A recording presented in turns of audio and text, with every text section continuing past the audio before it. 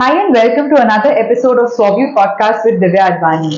Today on my show, I have a man who is extremely passionate about what he does, and he has been in this industry for so many years now. I have lost count of it. So please welcome Mr. Hariharan Iyer. Hello Thank you, Hariharan, Divya. sir, how are you? All good. Thanks Thank for you. being on the show today. Thank So, you, why Divya. don't you tell us a little about your journey? How did you start? And so he is a motivational speaker, a corporate trainer, and let's hear it from the man himself now. So, how did you start your journey, and why did you start it? Okay, let's start with why. Why? Because once you are grown up, you have to start working. So I started off. I'm basically an MA in political science. This MA in politics is the actual degree that I acquired from Bombay University, and then I wanted to be a teacher like my mom, but I figured out that is not what I really enjoy doing. That is college teaching. Then life drifted, got into research, got into journalism because I'd done it as a backup profession. So I was a journalist for 6 years. So 1 year in research, 1.5 years in research, and then journalism. So seven and a half years in a very different profession. Wow. But I used to do public speaking training as a hobby. Public speaking and personality development training as a hobby. And so I thought that is where my passion is, and so I took to training as my full-time profession, and I joined IMS Learning, which is into CAT coaching, other Right. management entrance tests. So I joined them as a staff trainer for soft skill training. So 2 years I spent there. Then my life changed when I joined Max New York Life Insurance as a sales trainer. Though I had no background in selling, but I joined them as a sales trainer, and I think that was a wonderful experience because Max New York Life, now Max Life, at that time it was called Max New York Life. So they were quite brilliant in the way they molded us, connected. They taught us selling, they taught us training. It was fantastic. And then since 2009, I became an entrepreneur and I started my own company, Hariharan School of Success Education, HSSE. Lovely. So why don't you tell us, I mean, you had a lovely journey, training in different fields first, not Yes. having a background in your sales training, but yet you took up that challenge. And it was, I'm sure, a very nice and a learning journey for Yes. you. So why don't you tell us, how was HSSE formed? It was a dream. So HSSE was a dream I was working on. Not typically the name itself, but the whole idea of being on my own.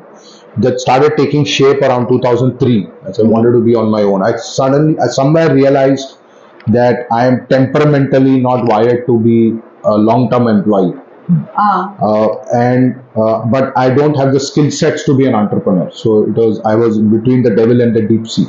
I didn't have the temperament to report to people, and I didn't have the skills to run my own business. And I'm a South Indian, Tamilian, so we are not brought up unlike you who's a Sindhi, which is the business is in the blood. But it's not in our DNA. So first generation entrepreneur, try to do something. So 2009, I finally decided, when I was doing very well in my corporate career, one of the most crazy things to do in life is to quit a very well-paying job. and it's a challenge, I would So say. we have to challenge. If it comes through, you're courageous. Otherwise, you're stupid. So it's come through reasonably well. So I think it's been okay. So in 2009, I quit my job when I was a zone training head, and I started HSSE, and actually literally went back to scratch. Started all over again. Well, it was almost as if the last 15 years journey did not exist. Right. So I had to just start all over again, and yeah, it's been beautiful. It's a great learning experience. Lovely. So you told us about how you started your journey, how HSSE was formed, and how you had to start from scratch. Yeah, Were there any hurdles that you had to face through this journey? only hurdles. so, I'm sure this.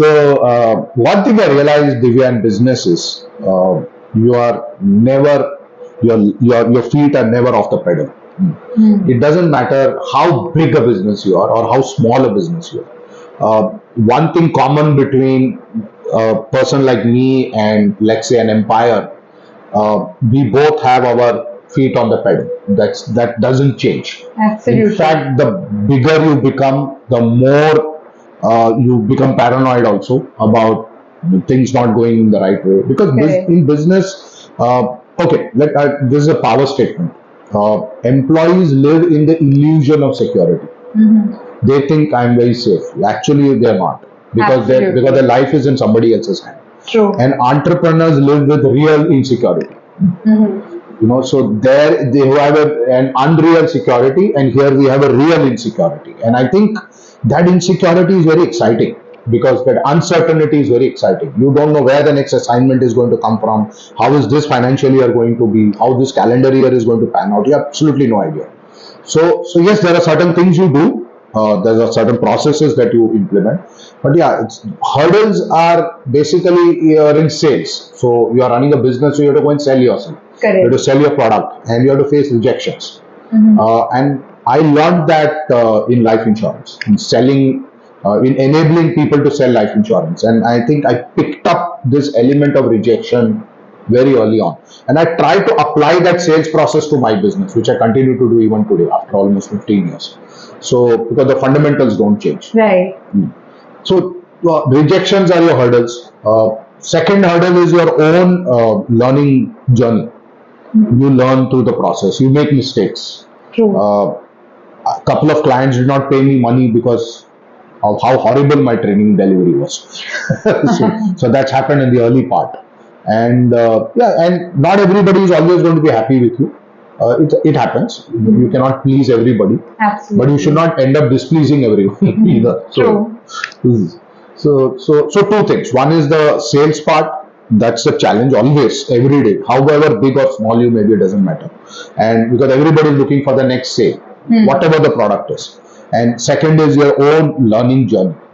Correct. Because you make mistakes along the way, and you never stop learning. Because the day you stop learning, that's the end of the game. True. So about you told us about what are the hurdles you have to face. So how did you get your first client?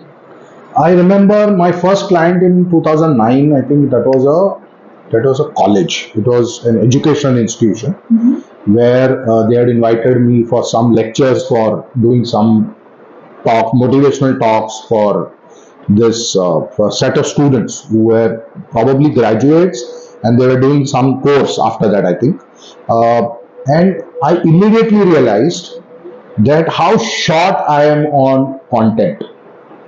Because when I was in the insurance company, everything was given to us. So you had to deliver what was given to you. True. And we mastered that. We were very good at that. But there is no real need or effort made to go out and look for your own content, to develop better perspectives. But the moment I was thrown open into this ocean, I realized how short I was on content.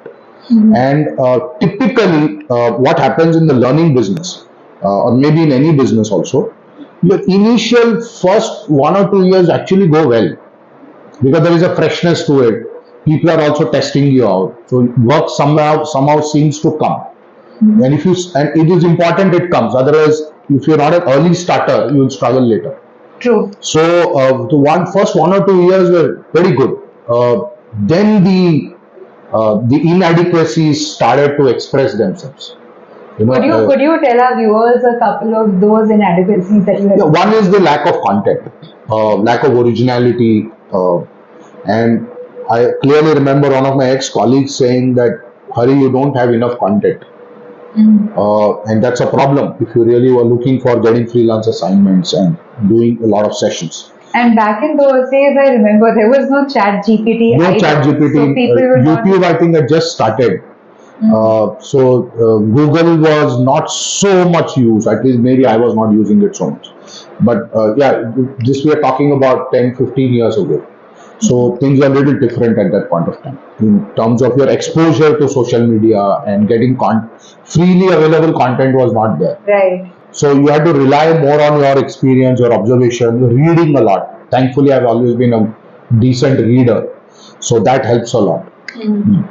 So yeah, that is how it was. And today, when I reflect back on that statement, and I met this colleague of mine some time back, and I told her that I took your feedback to heart, and I started working on it. And today, when I look at my content universe, I feel overwhelmed myself. Though I know there's still so much more to do. 10 books, almost 200 blogs, almost 800 YouTube videos, few podcasts, and scores of different kinds of training programs. 3 registered trademarks in my name for the products that I've created. So I think that shift in from lack of content to an abundance of content has been just amazing. Lovely. Mm. So you mentioned about creating your own content and not having Chat GPT and much access to Yes, Google yes. back in the days. And you also mentioned about reading a lot. Yes, Then you came up with your own books. Yes. You are an author. You wrote 10 books. yes. So how did that happen? Writing, sometimes I ask this question to myself: are you more of a writer or more of a trainer?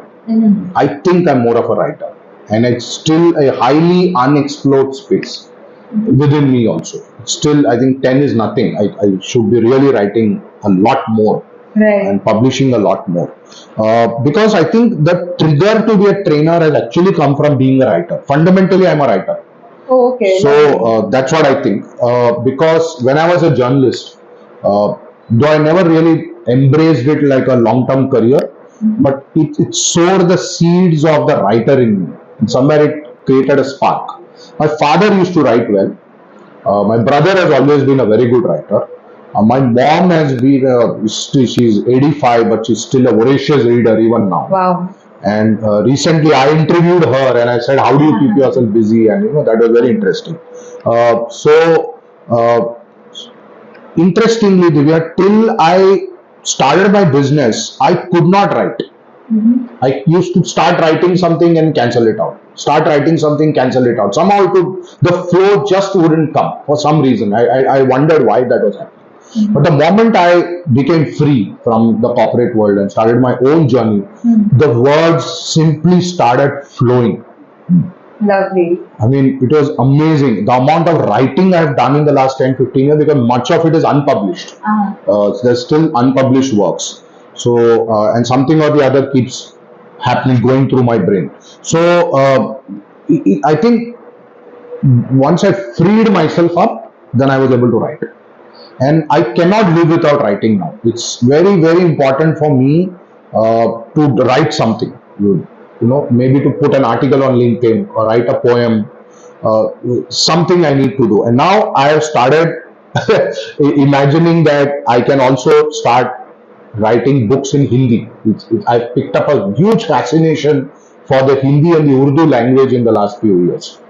So coming to your Hindi language speaking skills, I remember you mentioning to me there are people who used to question you Yes, talking in yes. Hindi, and then you were also termed as Hindi. Iyer Hindi or Zindagi. Iyer, So that's a show I have launched. It's called Iyer Hindi or Zindagi. And it started with this very generic phrase called Iyer Hindi Bolta Hai. So there was this training program I was doing, a motivational session. And I had, and in these 15 years, my Hindi developed for 2 reasons. One, because I had to do a lot of talking in Hindi. Because if you're a motivational speaker, you don't always get English audiences. People are very comfortable with English. They also want Hindi. Right. So many of them, majority, they want Hindi. Mainly they want Hindi. So I had to start doing that. And I was working with a client in Ahmedabad. And the owner of that company, amazing personality, Mr. Rajkumar Rai, I used to listen to his Hindi. He's from UP, studied in Bengal.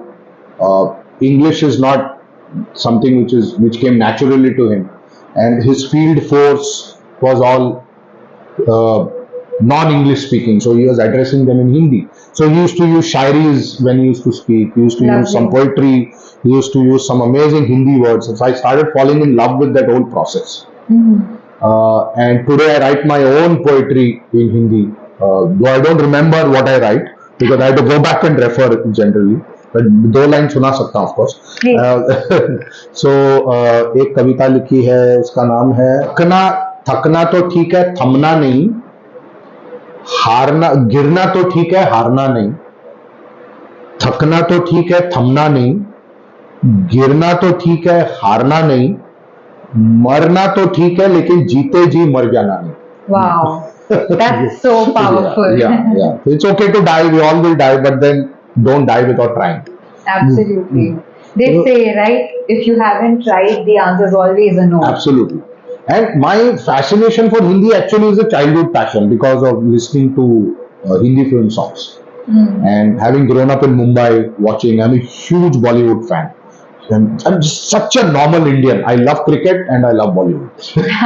That's nice. And I love Vada Pav. So it makes me a very, very normal Indian.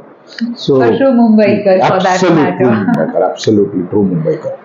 But that's great. I mean, your poetry was really powerful and really empowering.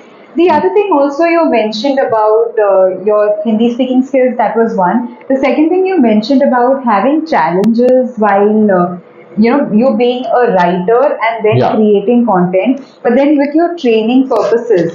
So when you used to go out there training the audience or doing a motivational speak, like you also mentioned you are a corporate trainer, Right. what is that one thing that really triggered you too much and that was actually a life-changing decision for you? Uh, so I have been practicing Reiki since childhood, since my teens, and because I used to have health issues as a kid, then that lasted till the prime of my youth also, to about 22, 23 years of my life, and so Reiki changed that, meditation changed that. So somewhere I had this urge that I want to teach people Reiki. I think somewhere the basic initial trigger came from there. Though I don't do a lot of Reiki training now, but I think for me the Reiki energy is the foundation of everything I do. Right. Whether I directly teach Reiki or I don't teach Reiki, but Reiki is there in whatever I am doing. I know for a fact. So it kind of triggered off an opportunity to do training sessions in various organizations. And the great thing about corporate training is it keeps you on your toes. You never know which corporate will ask for what kind of a program. True. And you know that life of freelancers is not easy. Running a training organization is not easy. So many people typically, as you are advised, what's your niche? What's the one area you focus on? I said I focus on people development. That's it. There is nothing called I will only do leadership training or I will only do sales training. Nothing of that nature. So that versatility has helped me a lot. By nature, I'm versatile and I'm flexible. So that's helped me a lot. And it's my unique formula for my own success or survival. And I would not advocate this to everybody because I don't know what's your success formula. Correct. Or what's your survival formula. It's for each one to figure that out. And I Absolutely. figured it out that I'm not going to be in this niche. I'm going to do what I feel like doing. And I have a great time, honestly. And if you ask me honestly, uh, and I have a dream for the training community, I really want to help them. But I find a lot of mindset challenges there. So, any good trainer would be good with, say, typically very good with 5 or 6 modules, for example. They would say because that's their specialization. In these 15 years, I think I can comfortably deliver anywhere from 40 to 50 different kinds of programs. Right. And that keeps me in the game because you are flexible and you are not saying this is what I will do. If it works for somebody, why not? It doesn't work for me that way. This flexibility and this versatility works for me. That's what I enjoy doing. And yeah, that's how the corporate training. I love the corporate training space. So I left the corporate world as a career, but my bread and butter still comes from there. That's great. So you mentioned about being versatile and training on not just one specific niche but people development as a whole. Yes. So have you ever had any issues when companies approach you and they be like, "Sis, once what is your niche? What is that one thing that you can deliver the best?" Or any other individual also coming out to you if in case Yes. you're doing individual trainings also. Have you ever had a problem with telling people and making them understand that only one aspect is not that one should be looking for, but there are also so many other things. Absolutely. So what is that?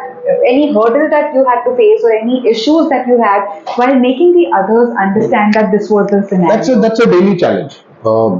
Every time you come across people who are, so what's your specialization?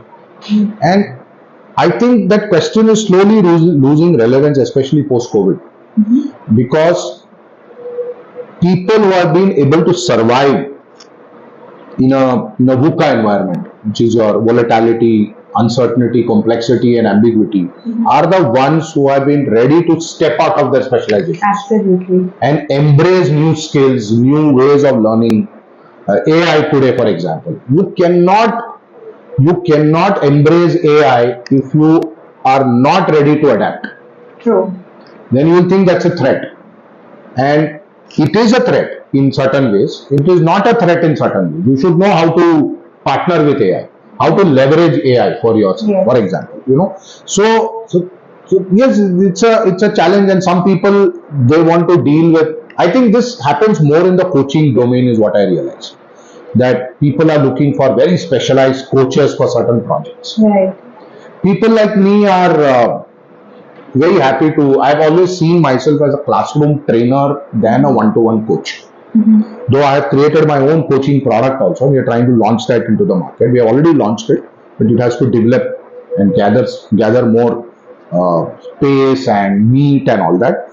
But because I'm an entrepreneur, see, as an entrepreneur, I cannot be restricted to running one model. Correct. As an entrepreneur, I need 10 different products, so that 10 different needs of 10 different types of customers can be met by 10 different kinds of people. True. So the idea is to scale, not just, but what's my personal preference? My personal preference is what I'm doing right now. Give me the space to talk, and I can talk for hours. Right. Okay. And so I love doing motivational speaking, and I love delivering corporate workshops. Lovely. So they can be on, and I've done all kinds of workshops: leadership, sales, adversity, stress management, emotional effectiveness. We created our own program called as emotional effectiveness, team building. So it's a wide, learning is such a wide canvas. It's incredible the kind of programs that you can create, and many companies are happy to just let you come and do a nice learning session for people. Why everything needs to be connected to business? Why everything needs to be connected to a particular learning outcome? Learning is a way to feel fresh in life. So that is also an outcome in itself. So everything need not be so specifically measurable. Yes, we have very highly measurable tools also, which we have only created. But I'm saying learning can just be a great experience, right? Right. You went and watched a movie for 3 hours, and I have this entertainer trademark. That's my brand. I'm called entertainer. People had fun during the program. They went back feeling happy. I think, isn't that a contribution? Absolutely. So why don't you tell our audience about how Entertainer was? Oh yes, that is It's a lovely fascinating. story. You are a personal branding expert. Fortunately for me, my personal branding just took shape. Because one day I was delivering a program for Life Insurance Corporation, LIC, and the program concluded. Then the organizer came and said that was not just a training program, it was an training program. So that's the first time that word I heard that, and then I discussed it with one of my clients. I said, this person said it was an training program. He said, yeah, you're an trainer. So what you should do is you should now trademark this. So I applied for trademark, and those days it used to take a little longer. It took 3-4 years for the trademark to come. Oh wow! But in 2019 January, I received my trademark. It was such a delightful moment to open first ever government recognized registered trademark in my name, Hariharan Iyer, the Entertrainer. I said, wow. And then I launched the Entertrainer certification program, a Train the Trainer program. So we have trained about 125 people who are certified Entertrainers from across the country. Oh, lovely. So it's a specialized Train the Trainer program. It's based on the foundation of what a typical facilitation skills program is, but it goes beyond that. There's a lot of original models, content, assessments, tools which we have created through the Entertrainer certification. Nice. So you also have this assessment tool that Yes. you've created. I'm linking this to your Entertrainer journey because how you said, right, you have created courses, you've Right. helped people into facilitation learn beyond that. So you also have this assessment program called the Keys. Keys, So why yes. don't you tell our audience a bit about that? Keys is, of course, I am deeply in love with whatever I create and whatever I do. But keys is just one of the most amazing things I think God has blessed us with, because Dilip Sharma and me are somewhere the co-creators of this keys process. I came up with the concept, he came up with the tool. Dilip Sharma is my friend and colleague who's also a trainer based in Bangalore. And during COVID, one day I just started writing down uh, based on my observation of certain people. I said this person has this trait, that person has this trait, this person has that trait, and I'm not a psychometric assessor, so I can't create anything psychometric by nature. So I just created a concept called as know your energy wiring system. This is again coming from my meditation energy Reiki practice. Right. So how do you kind of gauge people, not judge them, gauge people based on their energy exhibition? How do they exhibit their energies? Right. So that's how keys as a concept was born. Then we piloted it, we tested it, then we came up with the instrument, then we did a few assessments based on the instrument, we created reports. Now it's a full-fledged product. It's Lovely. taken more than like 2 to 3 years for the product journey to kind of take shape to the level that it is today. So Lovely. today it is our mentoring product, it's our coaching product, it's our assessment product. It's a very holistic product. So Uh, where exactly are you using this assessment tool? How so and we how is it helping so we you? use it for individuals, people who want to understand their inner potential in a better way. And so it's a very crisp report. In 6 pages, we tell you your key strengths, areas of development, and your key talent zone, and what you should leverage. Right. All in just 6 pages. No widespread reading required there. And we can use it for leadership development. People who want to become better team managers, so that they understand the team members and themselves in a better way. Right. First of all, it can be used as a pre-hiring tool. It can be used for training need analysis. It's actually got a very wide application because it's holistic by nature and energy is dynamic. It will adapt itself and it will customize Right. itself. And anything I talk about keys, people will still not get it because you actually got experience. True. Because that is how energy is. You have to experience energy. And we are now in the process of creating keys coaches. And I have always been a creator in my, that's something so keys opened up my eyes towards myself also. So Lovely. it told me why did I quit my job, why I am doing what I am doing. Right. Because I'm fundamentally a creator. I want to create. So that's why I never opted for too many other certifications because they were created by somebody else. True. It's not ego. It's just the way I am wired. Right. It's just the way my energy is taking me in a certain direction. I have gone to the US in 2017. I'm one of the very few behavioral styles trainers in the world. Lovely. So that is based on the disc.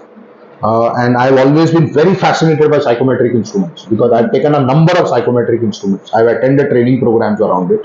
And it's very fascinating for me to understand human personality from various other angles. And keys is one more angle by which you can understand the human personality. Absolutely. And human beings are so fascinating. The more you research on them, the more secrets they give out. It's quite an incredible thing.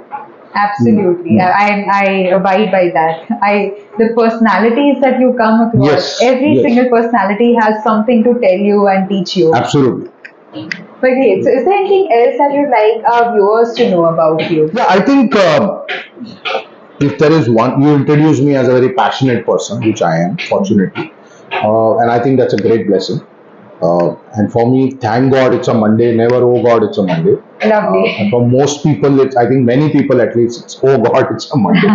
And why that happens is because we don't really have a defined purpose to our life. True. And we think purpose of life is to support family. That is, of course, that's your duty and that's your love. So we will anyway do that. But that's duty Right. or that's your love. But purpose is how do you make utility of your existence to create a better world in your own small way. Right. It doesn't have to be massive. You don't have to bring about revolutions. But every day you go to work, and the only way to transform people's lives is through work. You have to work for it. So it's all about giving. It's all about being a giver. It's about learning. It's also about being a good receiver. True. When people give you feedback, you should be able to receive it. When people compliment you, you should be able to receive it. We are not good at receiving something good about ourselves. Also. That's always a challenge with human behavior. I think it all comes down to just one word, which is purpose. Right. So there has to be a strong purpose to your life. A purpose that defines you, that defines your journey, that gives you the opportunity to actually go out and broadcast your purpose and make a difference to people's lives. 4 people can turn around and say, Hari, and I have had so many of those moments. It's amazing and it's so fulfilling because you go through the struggle in your business. There are good months, bad months, whatever, and you're wondering why all this. You're not getting paid the amount of money you want. You know how trainers are. Yeah. So, and how training industry is. So I'm not, that person is getting so much money. I'm not getting, I'm putting in so much hard work. I am more talented, but I am not making headway. Suddenly that one phone call comes and says, Hari, just called to thank you, Yeah. for that session. It was amazing. And I watched this video of yours. I really loved it. So that moment of truth tells you that you're doing something right. Right. So, It's such a fulfilling yes. journey. Nothing can compensate for that feeling of satisfaction. So wow. And I've had those moments off and on, and they are absolutely delightful. Lovely. And when there is a happy client, they're so delighted to see you in their office. Yes. And that is a very different feel. You feel so good that okay, I did something good for my client. And I think those are the things that comes from your sense of purpose. Absolutely. And every day you will not get a phone call giving you a shabash. Yeah. But you just need to be very diligent about it. It requires a lot of discipline, it requires a lot of hard work. It requires a lot of resilience. Any business, I'm not just talking about your business or my business, not just a learning business, any business today, any professional journey for anybody today, you need lots of resilience. It's not easy out there. And don't ever believe anybody who tells you life is easy. No, it is not. It was not meant to be. True. Thank you so much for sharing that with us. When was it one time that you found your purpose? I think in these last, in 2009, when I branched out and tried to become an entrepreneur, at that time I think I was trying to buy my freedom first. I needed more of clarity in terms of what I wanted to do. Right. For 6 months, I did nothing actually. I was just chilling around, reading books, and then when the ATM withdrawals started increasing, I realized where I was getting to. So it's taken a while. I knew that this is what I wanted to do, but why exactly I wanted to do, that has been a journey of discovery. Right. I had to undergo some coaching myself, business coaching, attended some workshops, read, then figured it out myself. And I think that was it was not until 2017 or 18, I had absolute clarity about my own business model and the journey I was on. Lovely. It took time. It took time. I tell people I don't have so much IQ, so I take time to understand certain things. But once I understand, then I kind of embrace it, grasp it, stay on with it. People around today are much smarter. So I always tell, define your PVMV. What's your purpose, vision, mission, and values? Lovely. Once you have got that in place, it will take time to discover that. Talk to some people who might help you to understand that in a better way, but it's something you have to figure it out for yourself. True. So once you have your PVMV in place, then at least you know that the path you are on is what kind of a path you are on. Absolutely. Thank you so much for sharing all of that with us. So is there any departing message that you'd like to give our viewers? Well, I think love yourself and love your work more than anything. Apart from loving your family, of course, that is anyway given. And don't think that you and me are too important in life. We are just a small piece of this universe, but we have our own importance. But don't try to compete. Don't be in the rat race. Compete for the right reasons. Don't be in the rat race, because I remember our CEO in Max told us, even if you win the rat race, you will still remain a rat. True. So don't be in the rat race. Improve yourself, learn a lot, become a better person. And yeah, I mean, and work is everything. If you love your work, you're the happiest person in this world. True. Find ways to love your work.